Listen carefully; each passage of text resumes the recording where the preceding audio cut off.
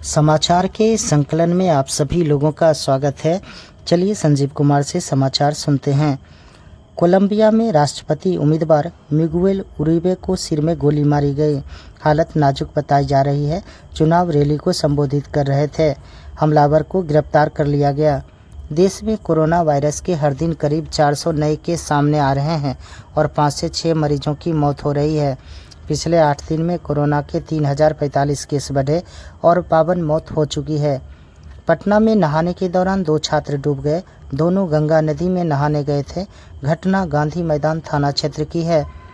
बिहार में विधानसभा चुनाव से पहले यूट्यूबर मनीष कश्यप ने भाजपा छोड़ने का ऐलान किया है। उन्होंने एक्स पर एक वीडियो साझा करते हुए कहा कि वे अब भाजपा के सदस्य नहीं हैं। मनीष कश्यप ने बिहारियों और मजदूरों के लिए लड़ने और पलायन रोकने के लिए यह फैसला लिया है। उन्होंने कहा कि पार्टी में रहकर वे इन मुद्दों को प्रभावी ढंग से नहीं उठा पा रहे थे। आंध्र प्रदेश की पिछड़ा मंत्री सबिता एस ने जिलाधिकारी पर गुस्सा करते हुए गुलदस्ता फेंक दिया। मीडिया रिपोर्ट्स के मुताबिक यह घटना 3 दिन पहले की है। हालांकि इसका वीडियो रविवार को सोशल मीडिया पर वायरल हो रहा था। रॉयल चैलेंजर्स बेंगलुरु के 18 साल ट्रॉफी जीतने के जश्न में 11 लोगों की मौत पर कर्नाटक में राजनीति गर्मा गई है। इस मामले में आरसीबी के एससीए के एक्शन के बाद अब सीएम सिद्धारमैया के खिलाफ राज्यपाल से शिकायत की गई है। उधर सरकार ने मुआवजा राशि को बढ़ाकर 25 लाख कर दिया है। पूर्व सीजेआई संजीव खन्ना ने इन हाउस रिपोर्ट के आधार पर जस्टिस यशवंत वर्मा को इस्तीफा देने के लिए कहा था।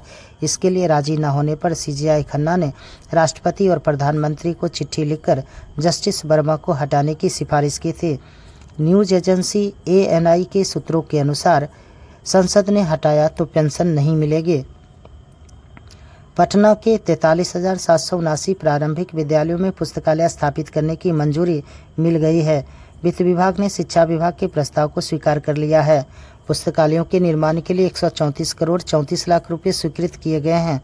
पहले से मौजूद पुस्तकालयों को भी अपग्रेड किया जाएगा और लाइब्रेरियन की नियुक्ति के लिए नई नियमावली जल्द ही लागू की जा सकती है। मणिपुर में मेतई संगठन के नेता करण सिंह को रविवार को सीबीआई ने गिरफ्तार कर लिया। उन पर 2023 में हिंसा भड़काने का आरोप है। इनकी गिरफ्तारी की खबर फैलने के बाद शनिवार देर रात मणिपुर में हिंसा भड़क गई थी। मणिपुर में प्रदर्शनकारियों ने खुद पर पेट्रोल डाला, मेतई लीडर की गिरफ्तारी के विरोध में गाड़ियां फूंकी, पथराव किया। इम्फाल समेत 5 जिलों में इंटरनेट सेवा बंद कर दी गई है। एनडीए की मजबूती के लिए 243 सीटों पर लड़ूंगा चुनाव। आरा में चिराग पासवान बोले, बिहार में एनडीए की जीत पक्की करना मेरा लक्ष्य। राजस्थान में गुर्जर समाज के लोगों ने ट्रेन रोकी, पटरी उखाड़ने की कोशिश की। आरक्षण को लेकर महापंचायत खत्म होने के बावजूद विरोध पर अड़े। नवोदय विद्यालय कक्षा 6 में एडमिशन के लिए ऑनलाइन आवेदन प्रक्रिया शुरू हो चुकी है, जो 29 जुलाई 2025 तक जारी रहेगी। जो भी माता पिता अपने बच्चे को नवोदय विद्यालय में प्रवेश दिलवाना चाहते हैं, वे तय तिथियों के अंदर निःशुल्क रूप से फॉर्म भर सकते हैं। सेना प्रमुख जनरल उपेंद्र द्विवेदी ने गढ़वाल क्षेत्र में अग्रिम चौकियों का दौरा कर सैनिकों की तैयारियों का जायजा लिया। उन्होंने ज्योति मठ में आईवैक्स तराना 88.4 FM रेडियो स्टेशन का उद्घाटन किया, जो स्थानीय संस्कृति और ज्ञान को बढ़ावा देगा। सेना प्रमुख ने युवाओं को सशक्त बनाने और समुदाय को जोड़ने में रेडियो की भूमिका पर जोर दिया। उन्होंने भूतपूर्व सैनिकों को भी सम्मानित किया। इंग्लैंड महिला क्रिकेट टीम ने तीसरे और आखिरी वनडे मैच में बारिश की बाधा को पार करते हुए वेस्टइंडीज को हरा दिया। इसी के साथ सीरीज 3-0 से अपने नाम कर ली। बेंगलुरु भगदड़ केस में रविवार को एक नया खुलासा हुआ। टाइम्स ऑफ इंडिया की रिपोर्ट्स के मुताबिक डीसीपी ने 4 जून को विक्ट्री पैरेड से पहले राज्य सरकार को लेटर लिखकर चेतावनी दी थी। पुलिस अफसर ने एक्स्ट्रा फोर्स मांगी थी। सरकार को बताया था कि आरसीबी के लाखों फैंस आ सकते हैं, जिसको संभालना मुश्किल होगा। 16वें फाइनेंस कमीशन के मेंबर होंगे टी रविशंकर। आरबीआई के डिप्टी गवर्नर हैं। बीएचयू जेएनयू से की है पढ़ाई।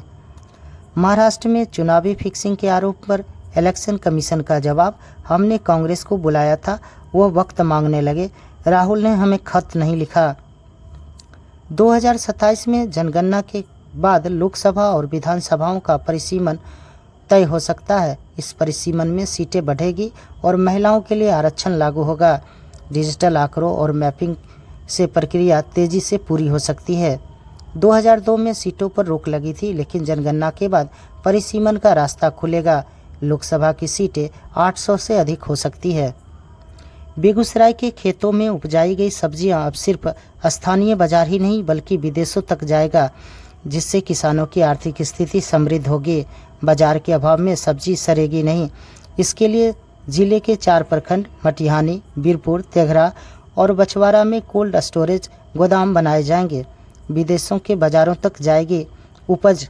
मंत्री बोले, दुबई ने पसंद की, अब सिंगापुर से हो रही बात। इसी के साथ समाचार समाप्त होता है। धन्यवाद। जय हिंद, जय बिहार।